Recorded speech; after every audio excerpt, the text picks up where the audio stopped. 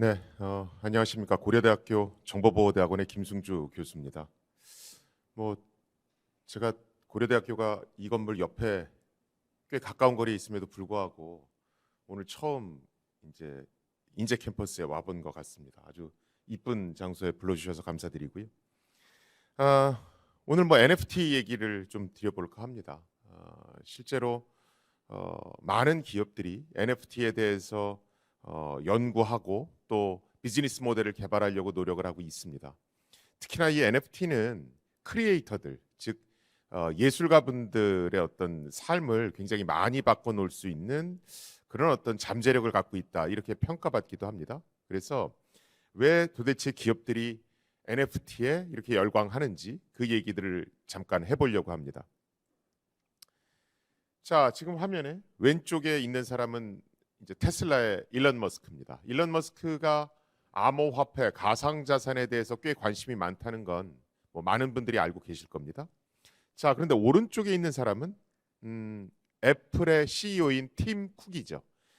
이 팀 쿡이 작년 11월 10일 날 언론사와의 인터뷰에서 나도 비트코인하고 이더리움 갖고 있다.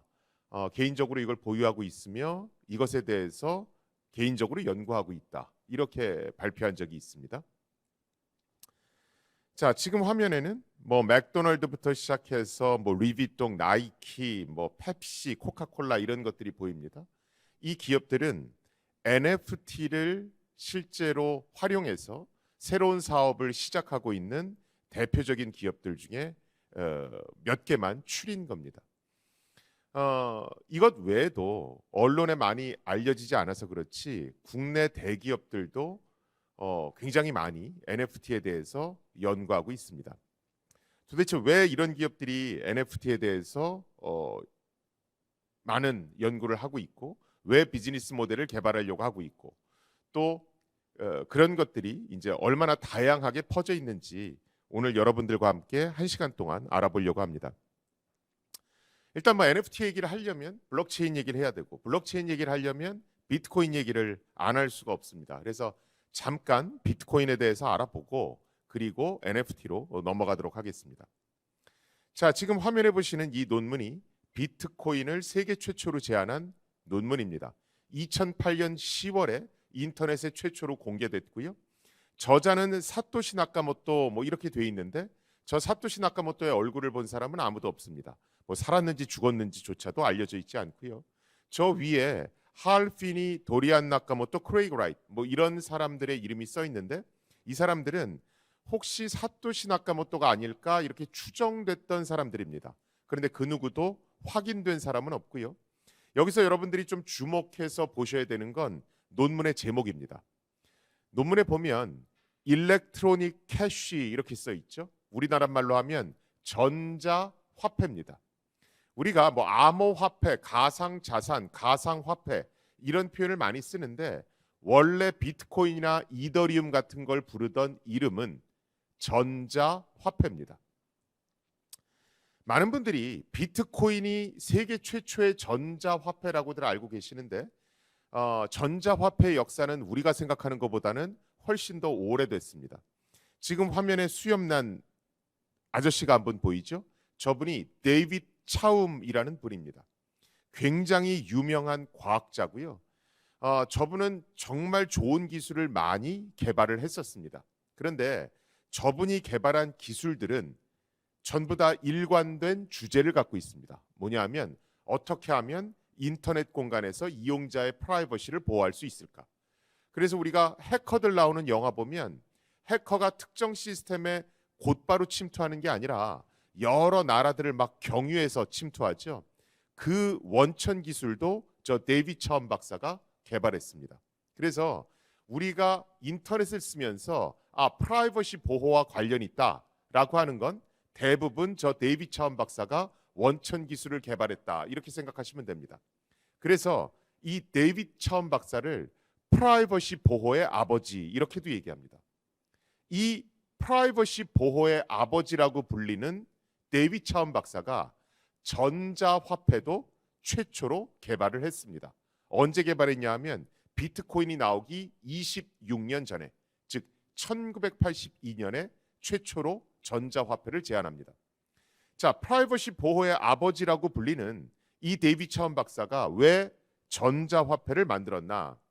우리가 현실 세계에서 물건을 사고 대금을 지불하는 방법은 크게 두 가지입니다. 하나는 현금을 내거나 아니면 신용카드로 지불하거나.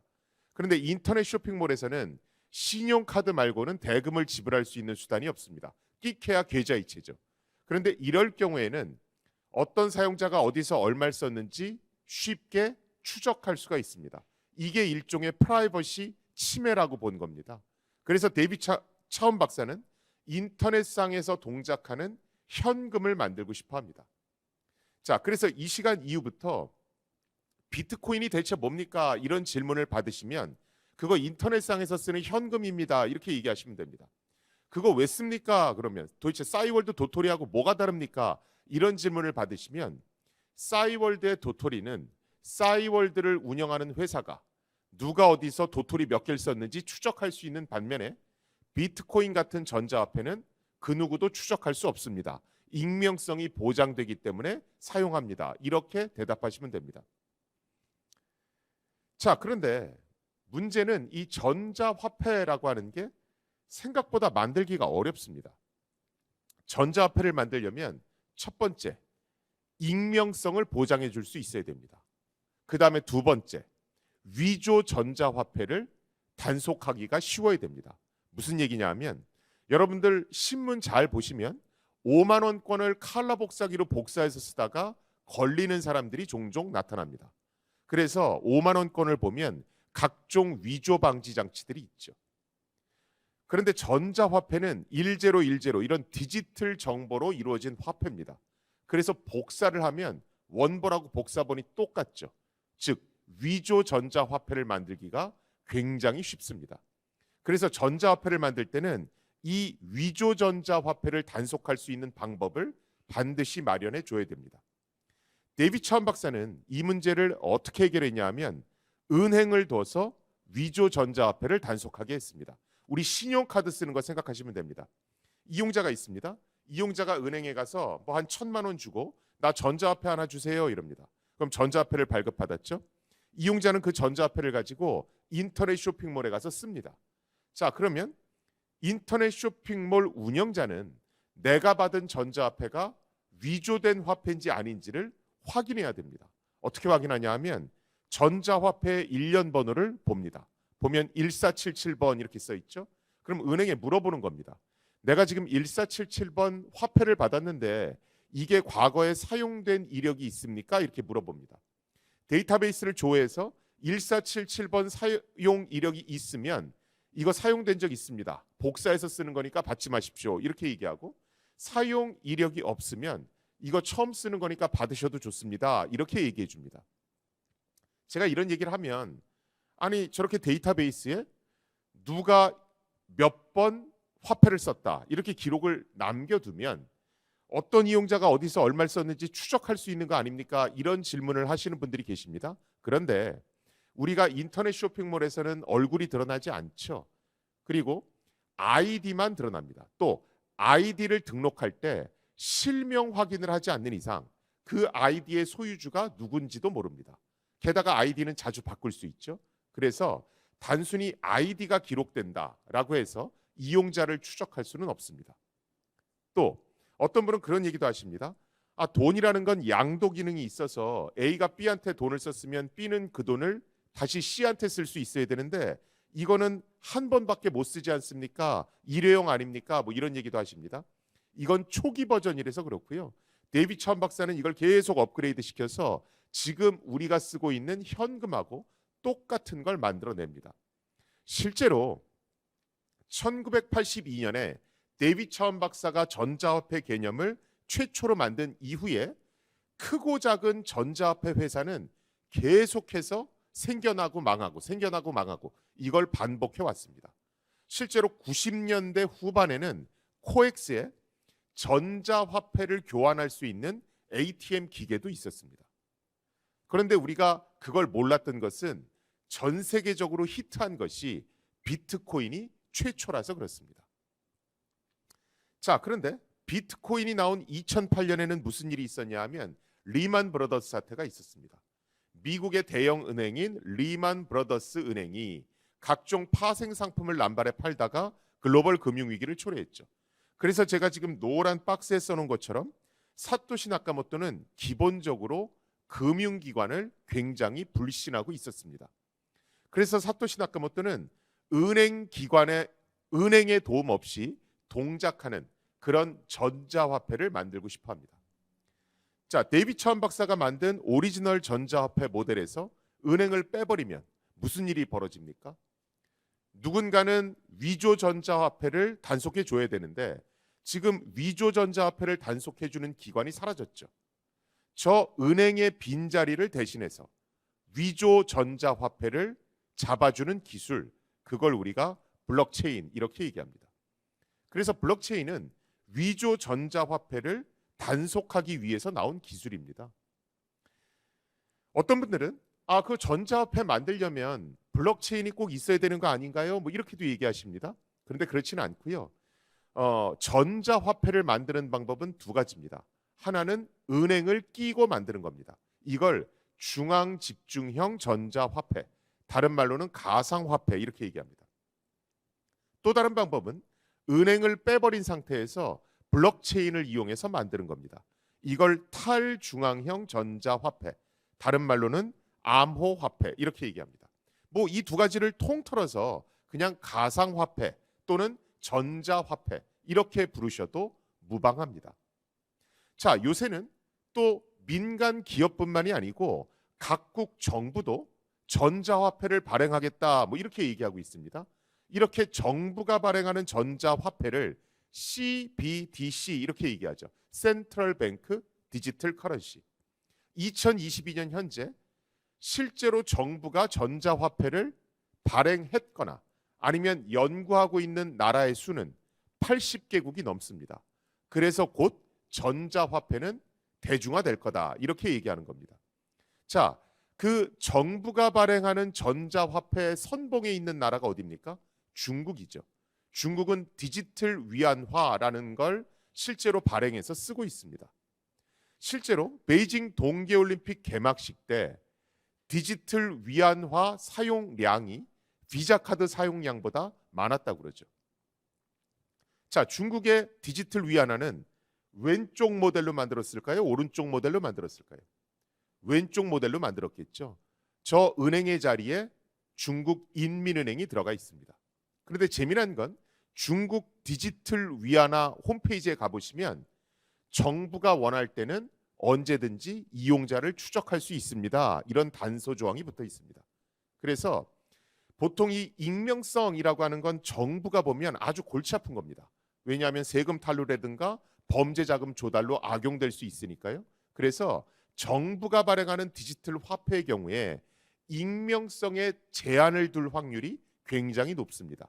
그래서 정부가 디지털 화폐, 전자화폐를 본격적으로 발행한다 하더라도 익명성이 보장되는 민간 화폐는 어느 정도 사용처가 보장돼 있을 거다. 이렇게 전문가들은 얘기하기도 합니다. 자, 도대체 그러면 블록체인이란 기술이 뭐길래 은행이 없어도 은행을 대신해서 가짜 전자화폐를 잡아줄 수 있는가?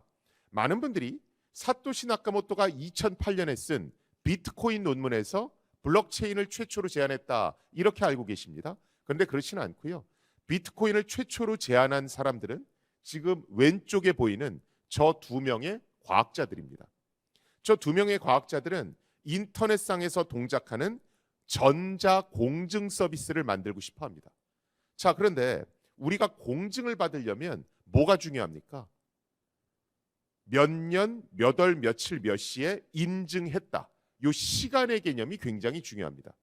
그런데 인터넷은 국경이 없기 때문에 인터넷에서 공증 서비스를 만들 경우에는 어느 나라 시간을 기준으로 할 거냐 이 문제가 생깁니다. 그 문제를 해결하기 위해서 개발한 게 블록체인입니다. 그런데 이 두 명의 과학자가 만든 공증 서비스는 비즈니스적으로는 실패합니다. 그 블록체인을 비트코인에 갖다 쓴 사토시 나카모토가 이제 히트작을 만들게 되는 거죠. 자, 블록체인은 한마디로 얘기하면 미국에서 이용하고 있는 네이버후드 워치 프로그램이란 제도와 굉장히 유사합니다. 여러분들이 미국 여행을 하시다 보면 주마다 이렇게 네이버후드 워치 프로그램을 가동 중입니다. 이렇게 어떤 광고판을 걸어놓은 그런 주들을 목격하실 수 있습니다. 저 네이버후드 워치 프로그램 뭐냐면 이용자들이 전부 다 주민들이 전부 다 감시자가 돼서 동네에 수상한 사람은 없는지 감시하는 겁니다. 예를 들어서 제가 20분 정도 자리를 비웁니다. 그럼 보통 선생님들이 어떻게 하십니까? 반장 앞에 나와서 떠든 사람 이름 적어 이러죠. 이걸 중앙 집중형 관리 방식 이렇게 얘기합니다. 그런데 그렇게 안 하고 제가 한 20분 정도 자리를 비우는데 뭐라고 그러냐면 자, 여러분들 모두 종이를 다 꺼내십니다. 그리고 20분 동안 그 종이에다가 떠든 사람 이름을 각자 적으신 다음에 제가 돌아오면 그걸 다 제출해 주십시오. 이렇게 얘기할 수도 있죠. 이런 방식을 탈중앙형 관리 방식 이렇게 얘기합니다. 네이버후드 워치 프로그램은 이 후자 탈중앙형 관리 방식과 유사한 것이고요. 블록체인도 이와 매우 유사합니다. 블록체인을 한마디로 얘기하면 모든 사람들이 감시자가 되는 기술이다 이렇게 얘기할 수 있습니다. 여러분들이 비트코인 프로그램을 여러분들 컴퓨터에 내려받아서 설치하면 여러분들 컴퓨터에 감시 프로그램도 같이 설치됩니다. 이 감시 프로그램이 하는 역할은 인터넷을 24시간 365일 계속 들여다보면서 지금 화면과 같이 사용된 코인의 일련 번호, 즉 떠든 사람 이름을 적는 역할을 합니다.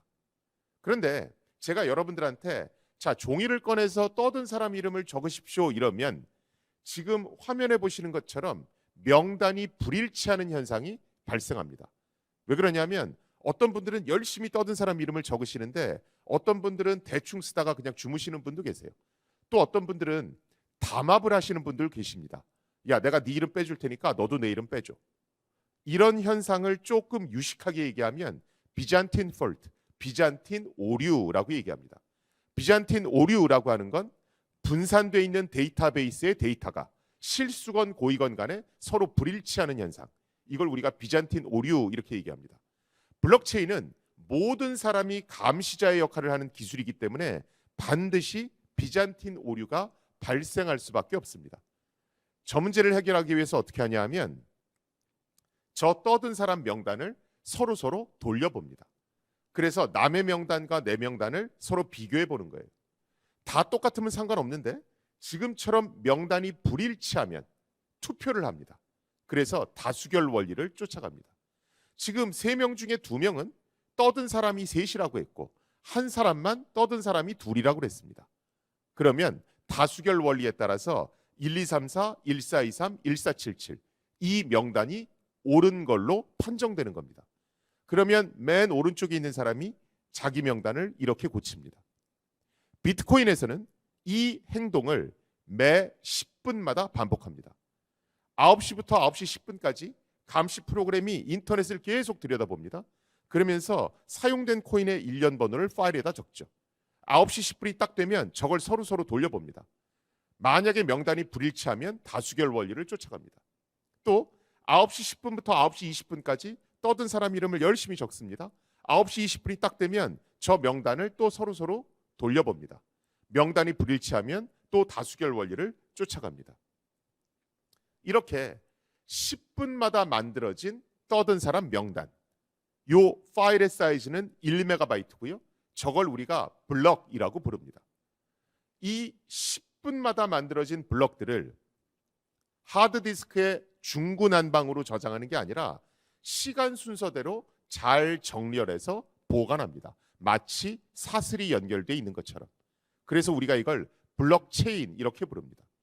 이 블록체인은 모든 이용자들 하드디스크에 저장돼 있습니다. 자, 이런 상황에서 어떤 이용자가 인터넷 쇼핑몰에서 코인을 썼습니다. 그러면 이용자들 PC에 있는 감시 프로그램이 작동하죠. 감시 프로그램이 코인의 일련 번호를 보니까 1477번 이렇게 써 있네요. 그러면 각각의 감시 프로그램들이 자신의 블록체인과 대조해 보는 겁니다. 보면 1477번은 9시부터 9시 10분 사이에 사용된 적 있다고 써 있죠. 그러면 감시 프로그램이 자동으로 상점에 경고 메시지를 보내줍니다. 이거 과거에 사용된 적 있습니다. 복사해서 쓰는 가짜 전자화폐니까 받지 마십시오. 이러면 중앙에 은행이 없어도 이용자들이 십시일반 힘을 합해서 은행의 역할을 대신할 수 있습니다. 그래서 비트코인을 탈중앙화된 전자화폐다 이렇게 얘기하는 겁니다. 자, 그런데 사토시 나카모토는 인간의 본성을 굉장히 잘 알고 있는 사람이었던 것 같아요. 그래서 사토시 나카모토는 무슨 생각을 했냐 하면 개인의 컴퓨터를 써서 그리고 개인의 하드디스크를 제공해 가면서 그리고 전기값도 본인이 부담하면서 매 10분마다 블럭을 만들고 이걸 회람하고 또 다수결 원리를 쫓아가고 이걸 저장 보관하라고 그러면 아무도 이것을 자발적으로 하지 않을 거다 이렇게 생각합니다. 그래서 비트코인 프로그램을 만들 때 일종의 인센티브 기능을 내장시켜 놓습니다. 어떻게 하냐면 매 10분마다 가장 정확한 블럭을 가장 빠르게 만들어서 타인과 공유하는 그 하나의 컴퓨터를 뽑아서 그 컴퓨터로 인센티브를 보내주겠다. 이런 식으로 프로그램을 해놓습니다. 인센티브를 얼마나 줬을까요? 비트코인 50개를 줬습니다. 작년 11월 기준으로 비트코인 한 개 살려면 8천만 원이죠. 비트코인 50개면 40억에 해당합니다. 내가 10분 동안 저 블럭을 가장 정확하고 빠르게만 만든다면 40억 상당의 비트코인이 내 계좌로 입금되는 겁니다. 그러니까 사람들이 미친 듯이 이걸 하기 시작하죠. 그렇죠? 남들보다 빨리 해야 되니까 용산에서 그래픽 카드를 사다가 막 컴퓨터에 꽂아서 업그레이드를 합니다. 그래서 비트코인 가격이 올라가면 용산의 그래픽 카드가 품절되죠. 그리고 그래픽 카드의 핵심 부품을 파는 엔비디아라는 회사의 주가가 치솟기 시작합니다. 전 세계에 굉장히 많은 사람들이 자기 컴퓨터를 고성능으로 업그레이드해서 블럭을 만들어대니까 그 전기 소비량은 엄청나죠. 그래서 일론 머스크 같은 사람은 비트코인은 환경 친화적이지 못하다 이렇게 얘기하는 겁니다. 이걸 우리가 채굴이라고 얘기합니다. 열심히만 노력하면 무에서 금을 캘 수 있다. 그래서 채굴이라는 건 블록체인의 인센티브 시스템을 가리킨다고 보시면 됩니다. 자, 많은 언론에서 블록체인은 해킹이 불가능하다 이런 표현을 쓰는데 이건 대표적인 가짜 뉴스 중에 하나입니다. 그래서 이 시간 이후로 블록체인은 해킹이 불가능하다라고 언급된 보고서나 책이 있으면 그거 그냥 안 보셔도 됩니다. 어차피 틀린 얘기가 써져 있을 확률이 높으니까. 블록체인이 가진 특징은 딱 네 가지밖에 없습니다. 첫 번째가 탈중앙화. 모든 이용자들이 서비스 운영에 참여하고 만약에 이용자들 사이에 의견이 충돌되면 인터넷 투표 기능을 통해서 합의에 도달한다. 두 번째는 투명성. 똑같은 정보를 담은 블록체인이 모든 이용자들 하드디스크에 저장되어 있기 때문에 네가 볼 수 있는 정보는 나도 볼 수 있다. 즉 정보의 비대칭성이 사라진다. 세 번째는 불변성. 모든 이용자들의 하드디스크에 똑같은 블록체인이 보관되어 있기 때문에 블록체인에 기록된 데이터를 삭제하거나 수정하려면 이용자들 동의 없이는 불가능하다. 마지막이 보상입니다. 열심히 서비스 운영에 참여하는 이용자들에게는 이익을 나눠준다. 이 네 가지 성질을 잘 생각해 보면 뭐와 비슷합니까? 협동조합의 철학과 굉장히 비슷합니다. 그래서 특정 기업의 블록체인을 적용해서 비즈니스 모델을 바꾼다. 이 얘기는 기존 비즈니스 모델을 협동조합 모델로 바꾼다는 얘기와 똑같습니다. 사실은 이것을 전 중기부 장관이셨던 박영선 전 장관은 프로토콜 경제다 이렇게 표현했죠. 프로토콜 경제는 박 전 장관이 만든 용어입니다. 정확한 표현은 블록체인을 이용한 협동조합형 비즈니스 모델. 이게 정확한 표현입니다. 그런데 이 협동조합이 조금 다르죠. 인터넷에서 동작하기 때문에 글로벌한 협동조합입니다. 즉 여러 나라의 구성원들이 같이 참여하고 있다는 거죠. 그래서 많은 분들은 자꾸 블록체인 얘기를 하면 화폐랑 연결시킵니다. 근데 블록체인은 화폐의 혁명이 아니고요. 거버넌스의 혁명이라고 보셔야 됩니다. 즉 통치 구조 자체를 바꾼다는 얘기입니다. 자, 블록체인은 계속해서 진화하고 있습니다. 처음 블록체인이 나왔을 때는 주로 금융 업무에 적용을 했습니다. 예를 들어서 중앙집중형 전자화폐에 은행이 하던 역할을 블록체인을 이용해서 거버넌스를 탈중앙화 모델로 바꿨죠. 그게 뭡니까? 그게 비트코인입니다. 이게 모든 금융 서비스로 확대되기 시작합니다.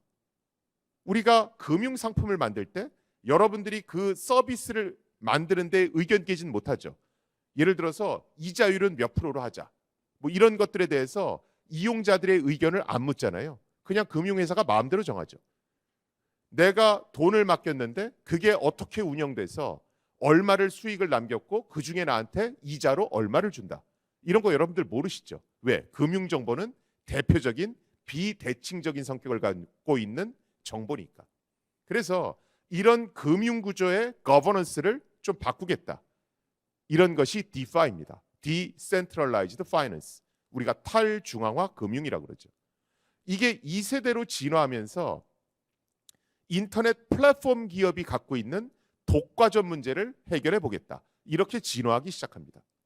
여기에 핵심적인 기능을 제공한 것이 이더리움이라는 암호화폐입니다. 이게 조직 전반으로 확대 적용되는 게 DAO라고 하는 거죠. Decentralized Autonomous Organization. 이게 3세대로 진화합니다. 그러면서 국가의 업무에 도전하기 시작합니다. 국가가 하는 업무 중에 제일 대표적인 것이 신원증명, 등기 뭐 이런 거죠. 자, 우리 주민등록 정보 누가 관리합니까? 국가가 중앙집중형으로 관리하죠. 어느 건물은 누구 소유다? 누가 관리합니까? 국가가 중앙집중 형태로 관리하죠. 이 가버넌스 체계를 바꾸겠다. 이것이 모바일 신분증이라고도 불리는 DID, 또 NFT 뭐 이런 것들입니다. 보통 제가 충분한 시간이 있을 때는 이런 것들을 하나하나 설명을 드리는데 오늘은 앞에서 비트코인 하나 말씀드렸으니까 건너뛰어서 NFT를 말씀드리고 마치도록 하겠습니다. 이 NFT라고 하는 건 우리가 대체 불가능 토큰이라고도 얘기합니다. 영어로는 Non-Fungible Token 이렇게 얘기하죠. 자, 지금 왼쪽 상단에 수염난 분이 계십니다. 트위터를 만든 잭 도시라고 하는 분이죠. 저분이 트위터를 만들고 첫 번째로 날린 트윗 메시지가 Just selling on my Twitter입니다. 이것을 291만 5천 달러에 팔았습니다. 그 밑에 여성 작가분이 계시죠. 저분이 마리 킴이라는 작가분입니다. 저분이 컴퓨터 그래픽으로 저렇게 눈 큰 여자아이 그림을 그렸습니다. 저것을 6억 원에 팔았습니다. 오른쪽에 마이크 윈켈만이라는 사람이 그린 그림이 있습니다. 비플이라고 하는 가명을 쓰죠. 이분은 매일매일 컴퓨터 그래픽으로 그림을 그렸습니다. 5,000일 동안 그렸고 그림 5,000장을 하나로 이어붙인 게 지금 우측에 보는 그림입니다. 그림 제목은 매일 첫 5,000일. 저걸 783억 원에 팔았습니다. 살아있는 작가가 받은 금액으로는 세 번째에 해당합니다. 이 세 개의 가격은 논외로 하고 뭐 거품이 끼어 있느냐 마느냐 뭐 이건 논외로 하고 이 세 가지는 전부 다 NFT라는 것과 관련이 있습니다.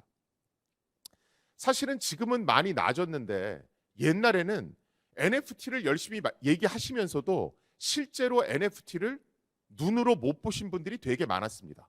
그래서 제가 올 1월에 이제 방송에 출연하면서 요 그림을 실제로 가져가서 보여드리면서 요게 이제 조금 많이 도는 그림 중에 하나입니다. 지금 저 왼쪽 상단에 보이는 건 컴퓨터로 그린 디지털 그림입니다. 저 그림의 NFT가 밑에 있는 겁니다. 네임 해놓고 그림의 이름이 있죠. 클로페스터텍 라이언. 디스크립션 해놓고 그림의 설명이 있습니다. 그리고 더글라스 메가드 리차드 페리, 그림을 그린 사람, 소유주 이름입니다. 그리고 IPFS 점점 해놓고 QMEQ6CH 어쩌고저쩌고 있죠. 이것은 저 디지털 그림 원본이 저장되어 있는 곳의 인터넷 주소입니다. 뭐랑 비슷합니까? 등기권리증하고 굉장히 비슷하죠. 등기권리증엔 뭐 있습니까? 건물의 주소, 건물의 소유주 이름, 그 다음에 매매 이력이 있죠. A가 B한테 팔았고 B가 C한테 팔았다. 등기권리증 정보는 국가가 중앙집중형 형태로 관리합니다. 그리고 종이로 인쇄해서 발행하죠. 그런데 NFT는 등기권리증과 유사한 정보가 모든 이용자들에 의해서 공동 관리됩니다. 거버넌스가 바뀌는 거죠. 그리고 저 NFT 정보는 종이로 인쇄돼서 발급되는 게 아니라 블록체인에 기록됩니다.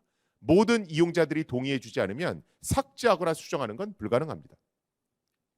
원래 NFT를 조금 더 정확히 얘기하면 NFT 미디어 데이터, NFT 메타 데이터, NFT 스마트 컨트랙트, 이걸 나눠서 설명드려야 되는데 뭐 무시하시고 그냥 NFT는 등기 권리증이다 이렇게 생각하셔도 큰 무리는 없습니다. 아까 보셨던 783억 원짜리 매일 첫 5,000일이라는 그림, 그 그림은 크리스티 경매 사이트에서 팔렸습니다. 지금 화면에 보시는 이것이 그 해당 사이트입니다.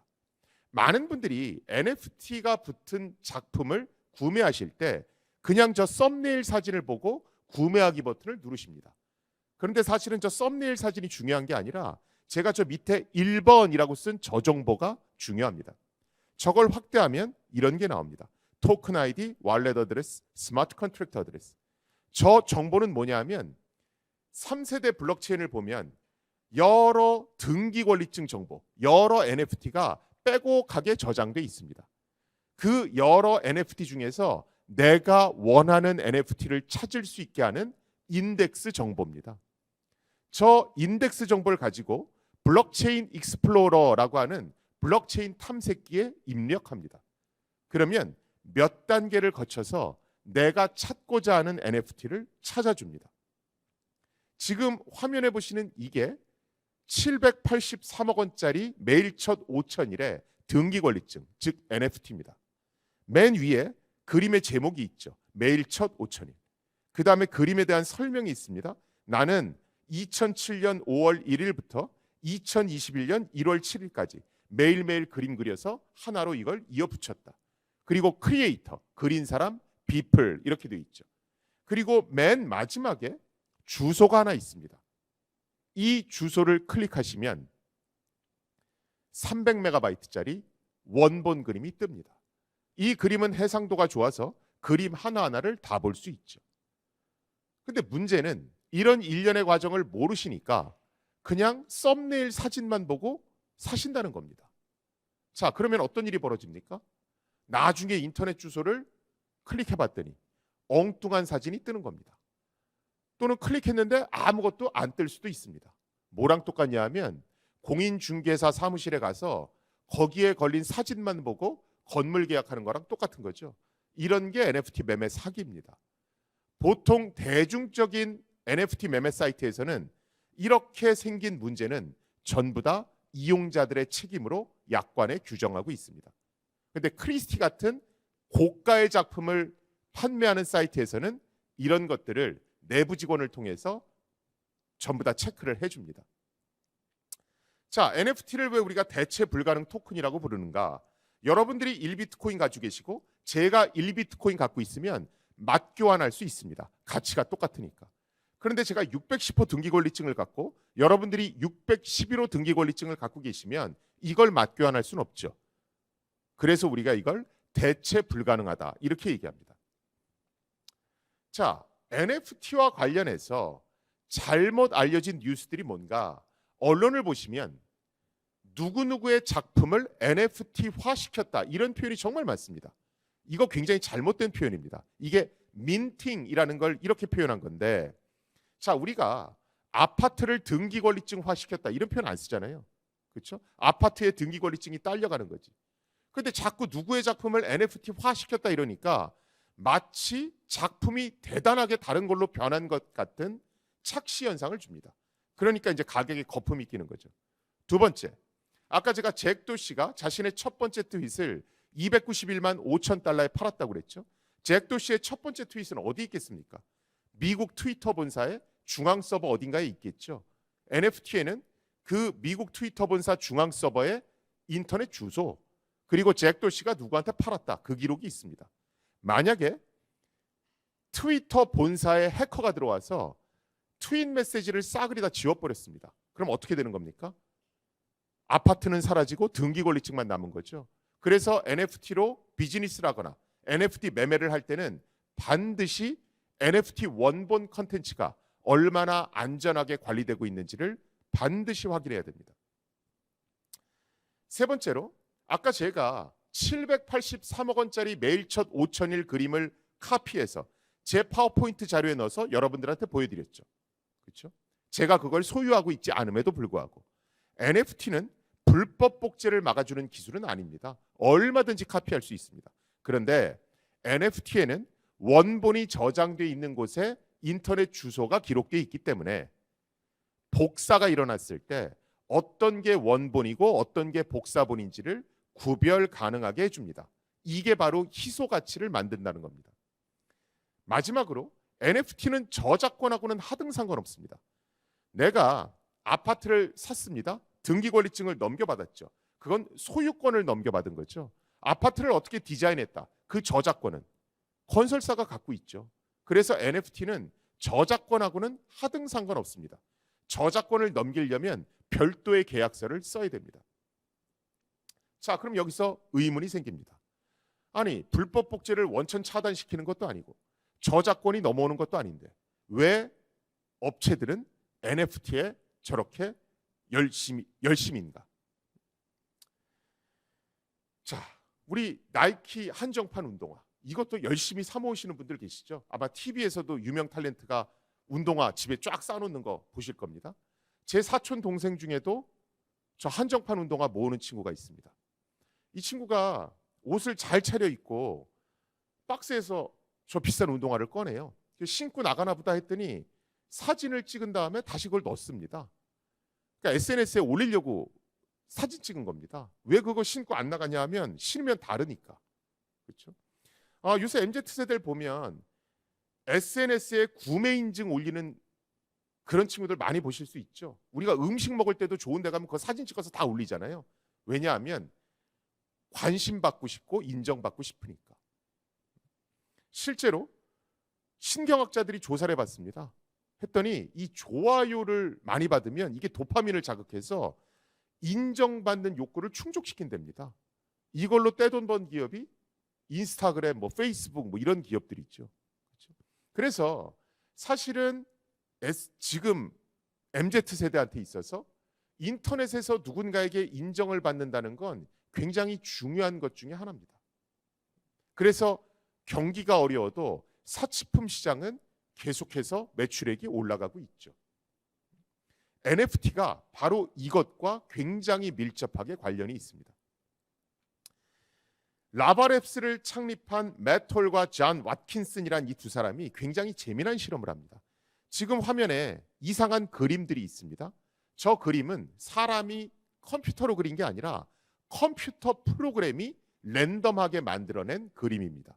이런 것들을 제너레이티브 아트 이렇게 얘기합니다.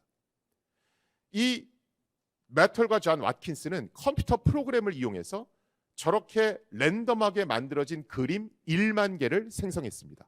이름은 크립토펑크 1번, 크립토펑크 2번, 크립토펑크 1만 번까지 있습니다. 자, 이 그림을 팔기 시작합니다. 근데 이 친구들이 어떤 아이디어를 냈냐면 이걸 그냥 팔지 말고 누가 사갔는지 그 소유 이력을 블록체인에 기록해 주자. 그래서 누구든지 쉽게 조회할 수 있게 해주자. 이 아이디어를 냅니다.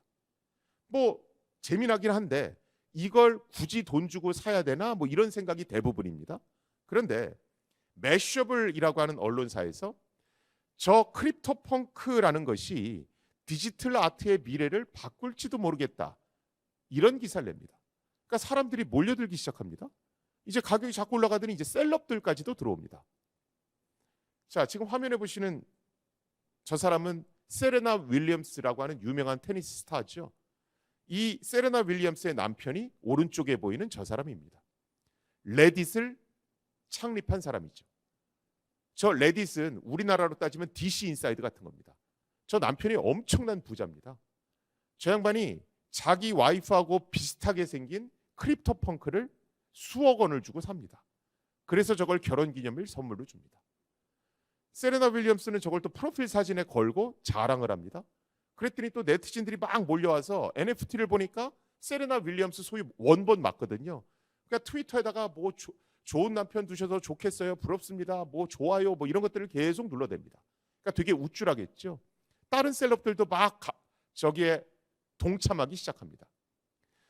아까 보여드린 크립토펑크 그림은 1만 개가 존재합니다. 그걸 소유한 사람은 전 세계에 전자지갑 기준으로 3,400명밖에는 없습니다. 그중에 셀럽이 상당수입니다. 뭐 제이지, 스눕덕 이런 사람들 다 갖고 있습니다. 자, 이러니까 거대 SNS 플랫폼 기업들이 움직이기 시작합니다. 트위터에서 여러분들 복잡하게 무슨 NFT 직접 확인하지 마시고요. 저희가 이게 짝퉁인지 원본 디지털 이미지인지 자동으로 확인할 수 있는 기능을 내장시켜 드릴게요. 이렇게 얘기합니다. 그러니까 인스타그램이 그럼 저희도 해드릴게요. 이렇게 얘기합니다. 우리나라 라인과 카카오도 동참합니다.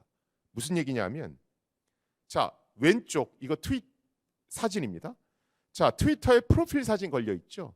근데 앞에서 보신 거하고 조금 다릅니다. 뭐가 다릅니까?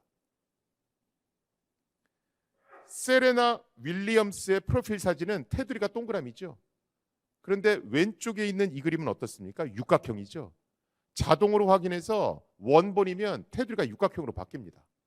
짝퉁이면 동그라미로 표시되는 겁니다. 저 그림을 클릭하면 가운데 사진이 뜹니다. 여기에서 NFT 세부 정보 보기를 클릭하면 소유주 누구 이렇게 나오죠. 거대 SNS 플랫폼 기업들이 이걸 하겠다는 겁니다. 자, 이러면 우리가 여태까지 보던 인터넷이 바뀌죠.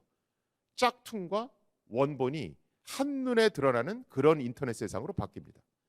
MZ세대는 SNS에서 좋아요 받는 것 낙으로 사는데 짝퉁으로 자기 SNS를 도배하고 싶지는 않겠죠. 그래서 뭔가 새로운 일이 생길 것 같은데 사람들이 이렇게 생각하는 겁니다. 자, 이제는 SNS뿐만이 아니라 굉장히 다양한 분야로 확대되기 시작합니다. 유전자 가위를 만들어서 그걸 논문으로 발표해서 노벨상을 받은 분이 UC 버클리 대학의 교수입니다. 그분이 자기의 논문을 디지털로 만들고 거기에 본인이 직접 NFT를 발행해서 팔았습니다. 5만 달러에 팔았습니다. 저자가 발행한 NFT를 붙였다. 뭐랑 똑같습니까? 저자 사인본하고 똑같은 거죠. 노벨상 수상자의 유전자 가위 논문의 저자 사인본입니다. 그러면 수집의 욕구가 생기죠. 제가 90년대에 일본에 출장 갔을 때 그때 루팡 3세 만화가 굉장히 인기였습니다. 그 루팡 3세 만화를 종이로 인쇄한 초판본, 그게 그때 중고 책방에서 얼마였냐면 1억 원이었습니다. 자, K-웹툰 엄청난 인기죠. 그런데 K-웹툰은 많은 사람들이 보는 건 맞지만 디지털로 만들어져 있기 때문에 복사가 가능합니다. 그래서 수집의 대상은 아니었습니다. 그런데 NFT를 붙이면 초판본이나 한정판의 개념을 만들어줄 수 있죠. 이미 그 시장이 열렸습니다. 요새는 명품 업체들도 NFT에 들어오고 있습니다. 명품 업체들이 명품을 팔면 품질 보증서를 발행했죠. 그 종이로 된 품질 보증서를 NFT로 대체하는 겁니다. NFT에는 어떤 게 남습니까? 매매 이력이 남죠. A가 B한테 팔았고 B가 C한테 팔았고. 이 매매 이력을 통해서 중고 시장에서 짝퉁이 유통되는 걸 막겠다는 겁니다. 똑같은 이유로 도요다가 NFT를 이용해서 중고 차량 시장을 관리하겠다 이렇게 발표하기도 했죠. 예를 들어서 또 이런 것도 가능합니다. 유명 셀럽이 자신의 백을 자선바자 행사에서 내놨습니다. 그럼 그것도 NFT의 기록이 남겠죠. 그러면 중고 백이 신품보다 더 비싸질 수도 있는 겁니다. 또 유럽에서 패션 제품을 사가는 사람들한테 설문조사를 해봤습니다. 패션 제품 살 때 어떤 게 제일 걱정되세요? 이랬더니 이 패션 제품이 화학 처리를 할 텐데 이게 독성 물질이 들어가지 않았는지 환경 친화적으로 생산됐는지가 걱정됩니다. 이렇게 얘기한 사람이 60-70%를 넘었습니다. 자, 그래서 NFT에 어떤 공정을 거쳐서 백이 만들어졌다. 이 정보도 같이 기록하는 겁니다. 블록체인에 기록됐기 때문에 사장이 지시한다고 함부로 그 내용을 수정할 수 없습니다. ESG 경영하고 맞물리는 거죠. 신세계도 이런 움직임에 동참하겠다고 얼마 전에 발표했죠. 사실은 조금 늦은 감은 있습니다. 이미 루이비통이라든가 프라다라든가 이런 유명 업체는 아우라 블록체인이라는 걸 만들어서 이미 이 시장에 진출을 했거든요. 영국의 셀프리지라는 백화점에서는 파코라반이 12벌의 가상 드레스를 판매했습니다. 이 12벌의 가상 드레스는 그냥 컴퓨터 그래픽으로 그린 드레스입니다. 자, 입지도 못하는 저런 가상 드레스를 뭐하러 사나? 뭐 이런 생각이 드시죠? 이걸로 멋들어지게 사업을 성공시킨 기업이 있습니다. 나이키죠. 나이키는 컴퓨터 그래픽으로 지금 화면에 보시는 저런 가상의 운동화를 만들어서 팝니다. 저기다가 NFT를 붙여서 한정판의 개념을 부여합니다. 저게 불티나게 팔렸습니다. 왜 불티나게 팔렸을까요? 저 운동화를 사면 앱이 하나 다운로드 됩니다. 그 앱에는 AR 기능이 들어가 있어서 내 발을 비추면 저 신발이 착용됩니다. 어차피 300만 원짜리 운동화도 사진 찍고 다시 박스에 넣을 거거든요. 나이키는 MZ세대가 뭘 원하는지, 사치품 시장에서 필요한 게 뭔지를 정확히 이해하고 있습니다. 이게 빅히트를 쳐서 나이키는 여기 모자 달린 저 후드티 있죠. 거기까지도 이것을 확대하고 있습니다. 드레스X라는 데 가면 이미 코카콜라가 자신의 로고가 들어간 저런 각종 패션 아이템을 판매하고 있습니다. LG전자 또한 스마트 TV를 이용해서 NFT가 붙은 예술 작품을 거래할 수 있는 그런 플랫폼 기능을 제공하겠다. 이렇게 얘기했죠. 그걸 LG 아트랩이다. 이렇게 얘기합니다. 자, 그런데 안타까운 건 뭐냐면 제가 업체들 강연을 하거나 컨설팅을 해보면 국내의 경우 좋은 NFT 비즈니스 모델을 못 만들고 있다는 게 문제입니다.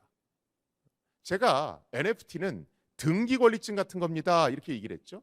자, 우리가 아파트 살 때 등기 권리증 보고 안 사죠. 어떻게 합니까? 일단 아파트가 잘 지어져 있어야 됩니다. 아, 이거 시공사가 어디지? 아, 이건 층간 소음은 어떻지? 이거 내진 설계는 어떻게 돼 있지? 이거 디자인은 누가 했어? 이런 거 보죠.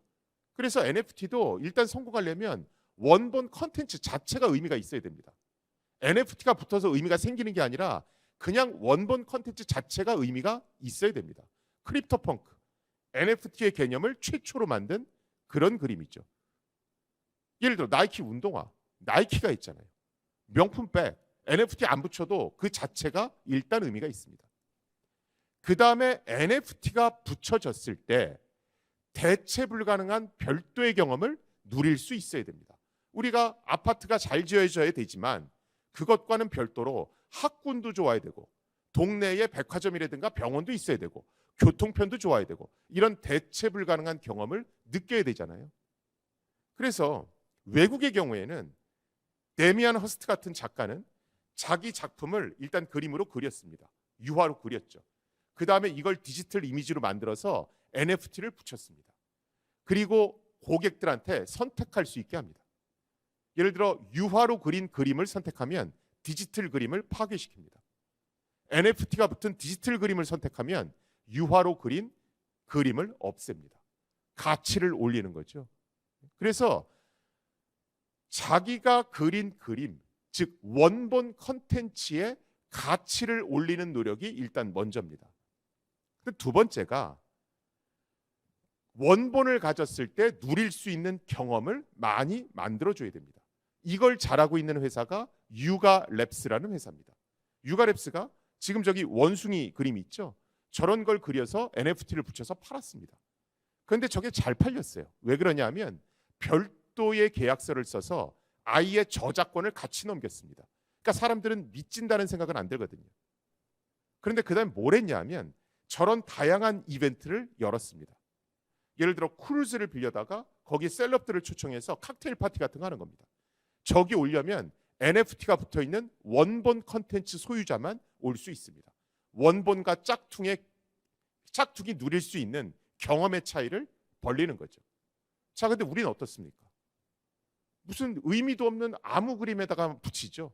예를 들어 NFT를 한다는 대부분의 어떤 사업들을 보면, 이벤트를 보면 도대체 작가가 얼마나 유명한 사람인지 그 그림이 역사적으로 어떤 의미가 있는지 이런 거 얘기하는 경우를 제가 한 번도 본 적이 없습니다. 그냥 NFT가 붙었으니까 올라갈 거다 뭐 이런 얘기입니다. 또 많은 회사들이 그런 의미 없는 그림에 NFT를 붙인 다음에 이벤트를 엽니다. 그 이벤트들 중에 독창적인 건 하나도 없습니다. 대부분 유가랩스가 하는 걸 따라가죠. 그거 자체가 그냥 짝퉁입니다. 그러니까 국내에서 하는 사업들이 성공하지 않죠. 그래서 NFT 사업에 성공하려면 질 좋은 원본 컨텐츠를 만들 수 있는 능력, 그 다음에 듣도 보도 못한 경험을 원본 컨텐츠 소유자가 할 수 있는 그런 이벤트를 만들 수 있는 기획력, 이 두 가지가 합쳐지지 않으면 사업에 성공하기는 어렵습니다. 이런 블록체인이나 NFT는 웹 3.0과도 아주 잘 맞는다고 그러죠. 우리가 뭐 웹 1.0부터 웹 3.0까지 얘기를 굉장히 많이들 합니다.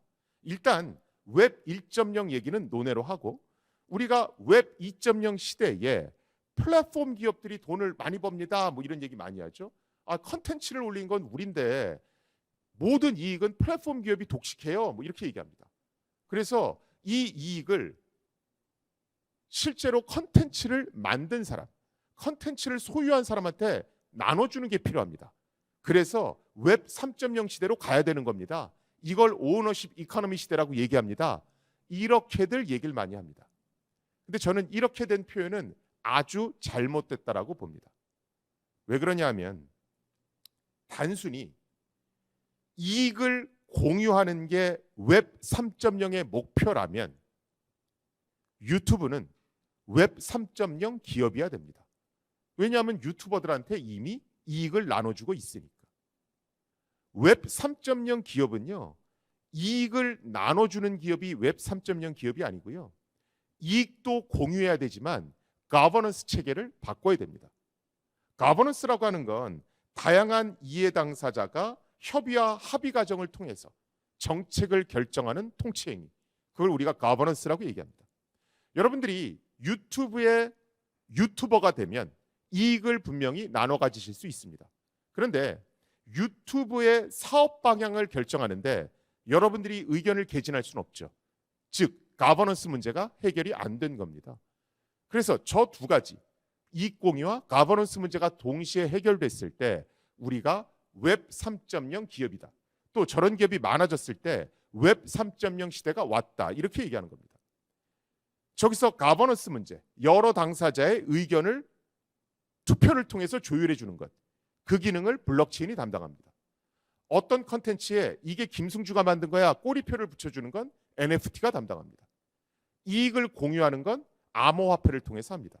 그래서 블록체인, 암호화폐, NFT가 웹 3.0 시대를 촉진할 수도 있을 것 같은데 이런 얘기를 하는 겁니다. 그래서 사실은 블록체인이나 NFT, 암호화폐를 잘 보면 ESG 경영과 굉장히 밀접한 관련이 있습니다. 특히 ESG 중에서 G와 관련이 있죠. 그래서 블록체인은 단순히 화폐를 혁명하자는 게 아니고요, 인터넷을 저 ESG 철학에 적합하게끔 바꾸자는 겁니다. 왜? 지금 인터넷은 독과점 문제가 너무 심해졌거든요. 이미 그런 기업들이 하나둘씩 나오고 있죠. 블록체인과 NFT, 암호화폐를 이용해서 이익의 공유, 그리고 거버넌스 문제를 해결하는 그런 기업들이 하나둘씩 나오고 있습니다. 올해 굉장히 의미 있는 컨퍼런스가 하나 열렸습니다. 코드 2022라는 컨퍼런스고요. 거기서 저 4명의 분이 모이셔서 패널 토론을 했습니다. 자, 여러분들이 보시기에 우측 상단에 있는 저분이 누굽니까? 빈톤 서프라고 하는 인터넷을 만든 분입니다. 현재 구글의 부사장으로 계십니다. 왼쪽 하단에 계신 분은 누굽니까? 전길남 박사님이죠. 우리나라에서 인터넷을 최초로 구현하신 분. 저분들이 모여서 대담 프로를 가졌습니다. 그런데 저분들이 의견 일치를 본 건 인터넷이 변곡점에 와 있는 건 분명하다. 탈중앙화를 기치로 만들어진 인터넷이 지금은 독점화가 너무 심하게 됐다. 그래서 어떤 기술, 어떤 계기로 그게 가능해질지는 모르겠으나 분명히 바뀔 거다. 여기에 대해서는 의견 일치를 받습니다. 자, 우리 유튜브의 파괴력은 누구나 다 인정하고 있죠. 그런데 유튜브는 구글이 만든 거 아닙니다. 스타트업이 만들었죠. 1년 만에 구글이 인수했습니다. 구글이 인수할 때 많은 사람들은 야, 무슨 저런 조잡한 영상 올라오는 사이트를 인수하지? 이렇게 생각했습니다.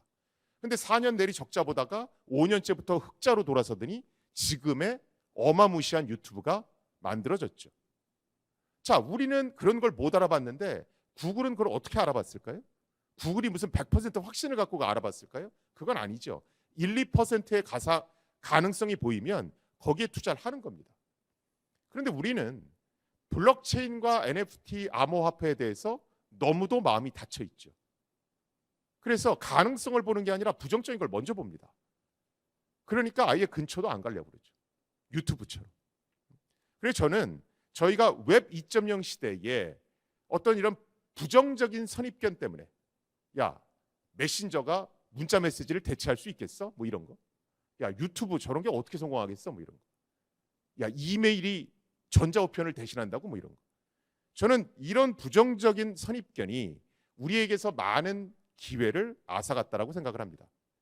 그래서 우리가 1, 2% 분명히 인터넷은 변곡점에 와 있는 게 맞다고들 얘기하는데 이런 시대에 우리가 조금 열린 마음으로 1, 2%의 가능성이라도 있으면 그걸 좀 유심히 보고 내가 먼저 써보려고 하고 그걸 적극적으로 공부해 본다라면 저는 우리에게 조금 더 다양한 어떤 새로운 기회가 오지 않을까 이렇게 생각합니다.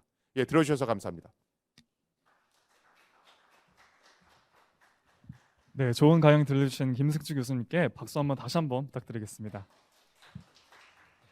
그럼 바로 이어서 Q&A 시간을 가져볼 텐데요. 우선 사전에 접수된 질문들과 오프라인으로 참석해 주신 분들의 현장 질문을 받도록 하겠습니다. 아쉽게도 저희가 온라인으로 질문을 받을 수 없다는 점 미리 양해 부탁드립니다. 그리고 사전 질문에 미리 참석해 주신 교육생분들에게도 다시 감사의 말씀 드리도록 하겠습니다.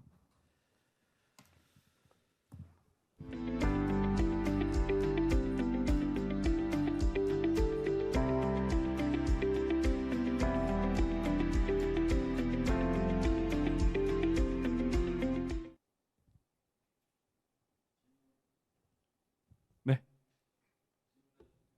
일단은 사전 질문 먼저 하고 질문 받도록 하겠습니다. 교수님 우선 강연 잘 들었습니다, 교수님. 네, 고맙습니다. 네.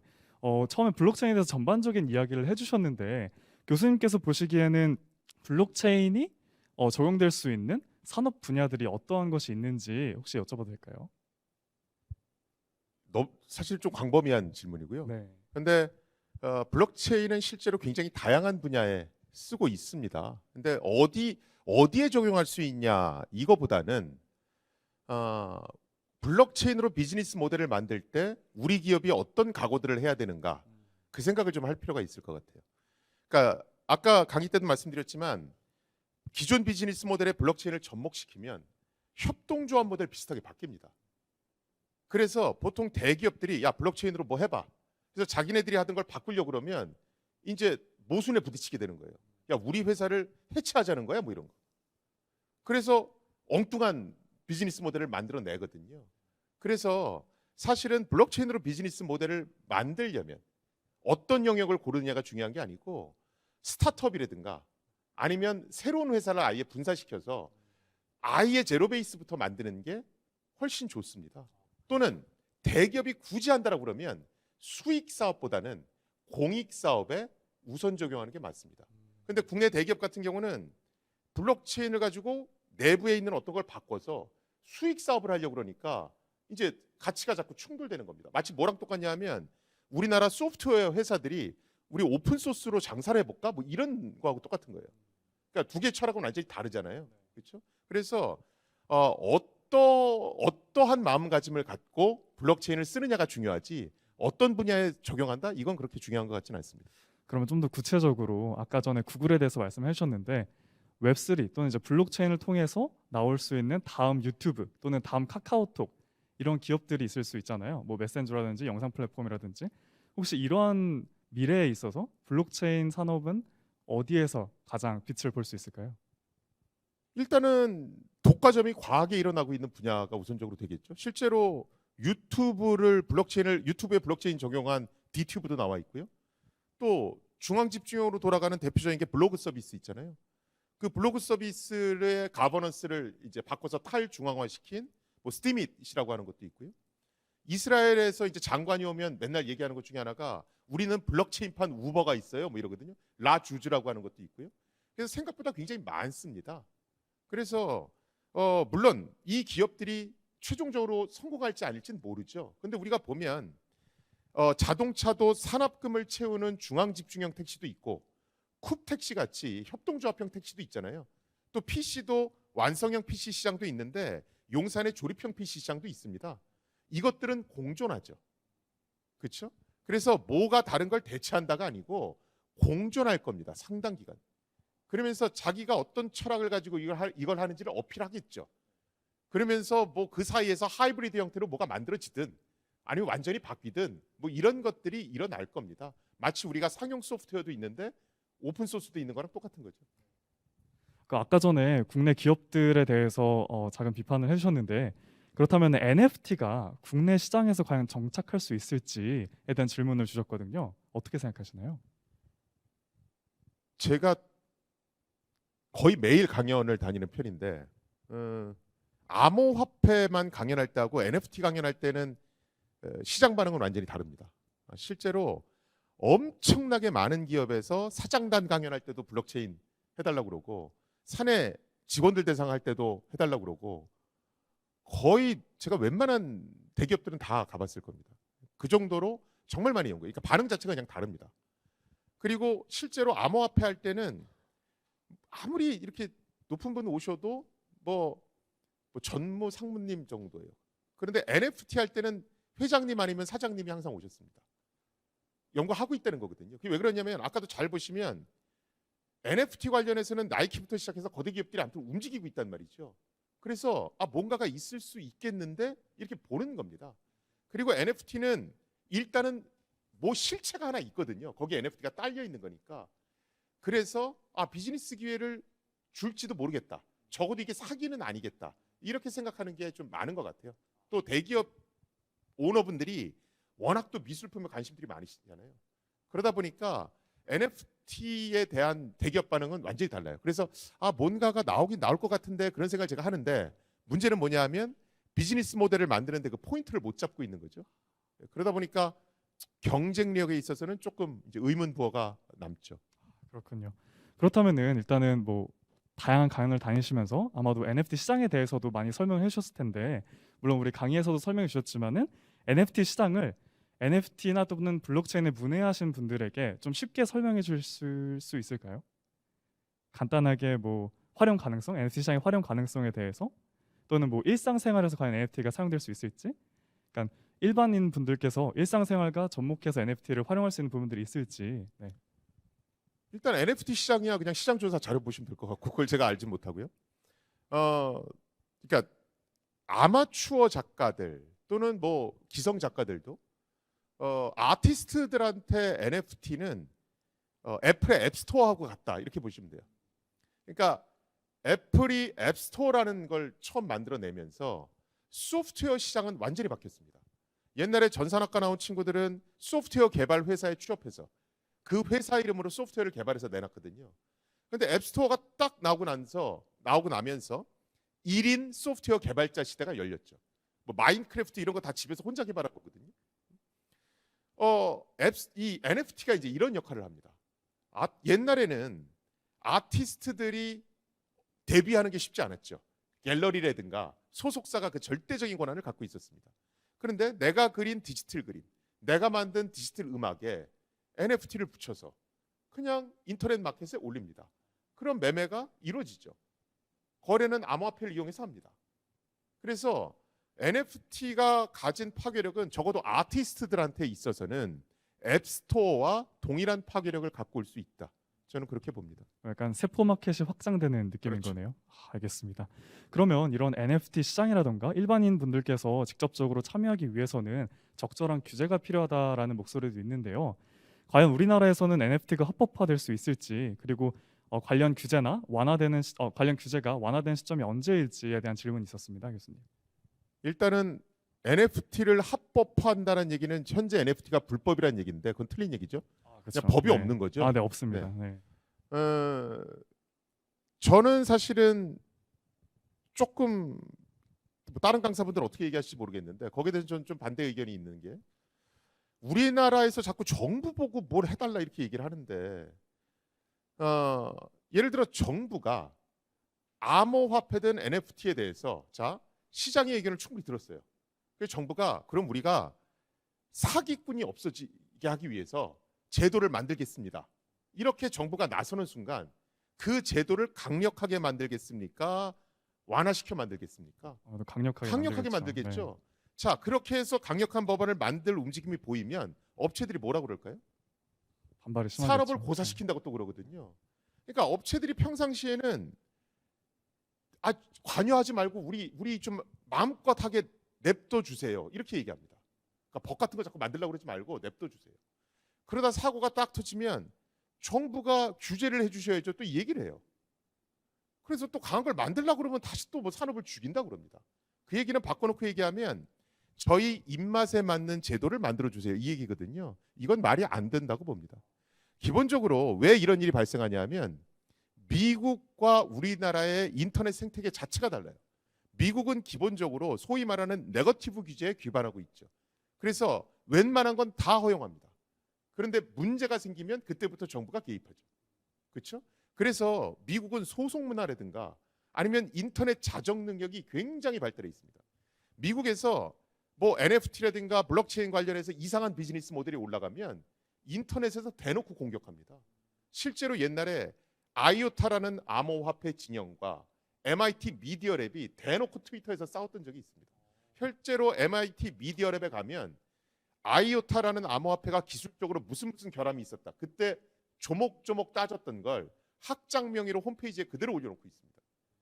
실제로 둘이 열심히 싸우다가 아이오타는 자신의 암호화폐를 수정했어요. 그러니까 이런 것들이 자정 문화입니다.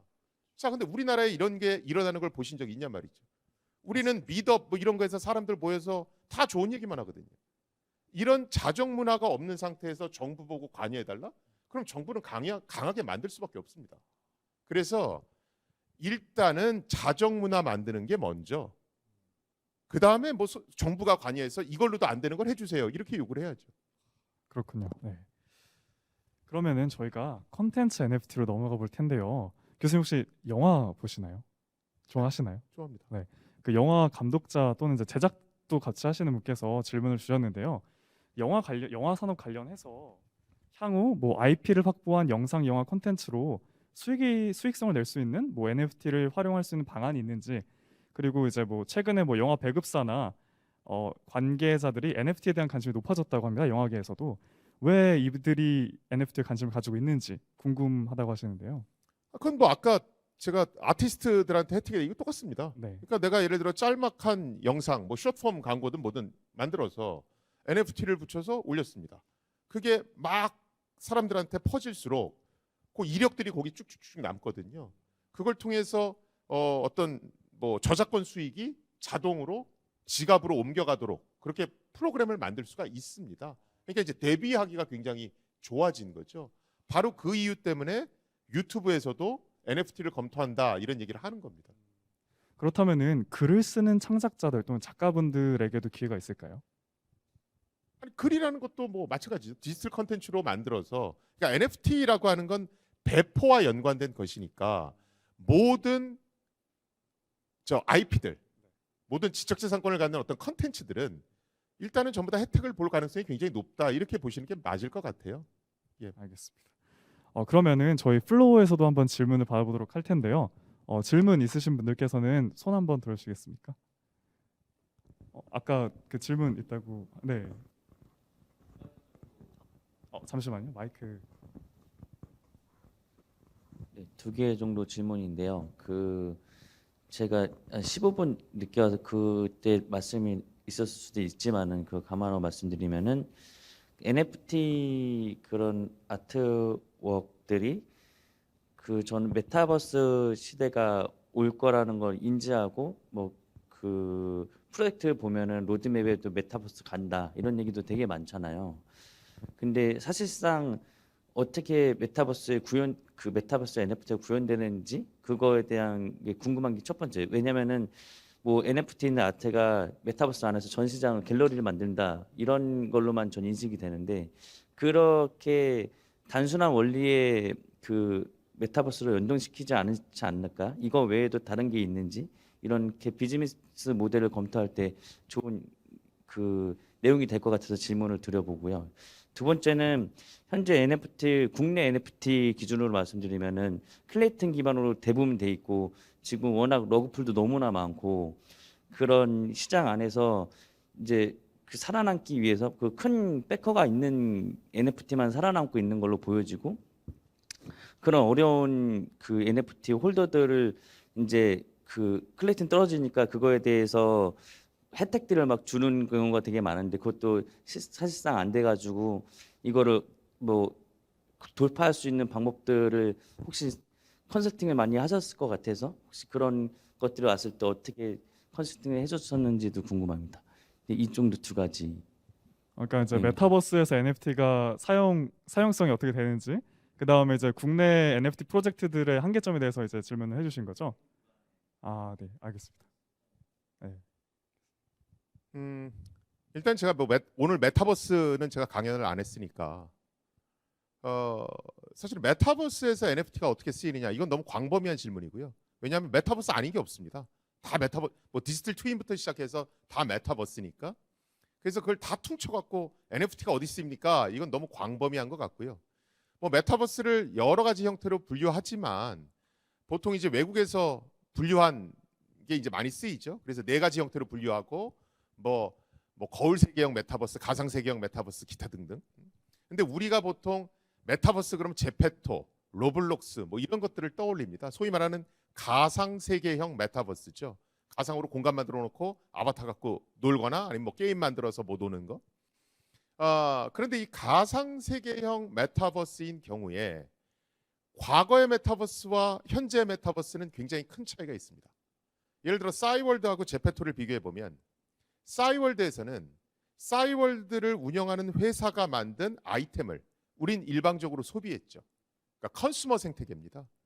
그런데 제페토에서는 이용자들이 원하면 누구든지 제페토 스튜디오라는 프로그램을 이용해서 아바타가 착용하는 아이템을 손쉽게 제작해서 판매할 수 있죠. 또 그걸 살 수도 있고. 그래서 요새 잘 나간다는 소위 메타버스, 가상세계형 메타버스는 프로슈머 생태계입니다. 그렇죠? 자, 그런데 이렇게 컨슈머 생태계에서 프로슈머 생태계로 바뀌면 중요한 것들이 있죠. 일단은 아이템이 짝퉁이 만들어지면 안 되죠. 그러면 원작자가 손해 보니까, 그렇죠?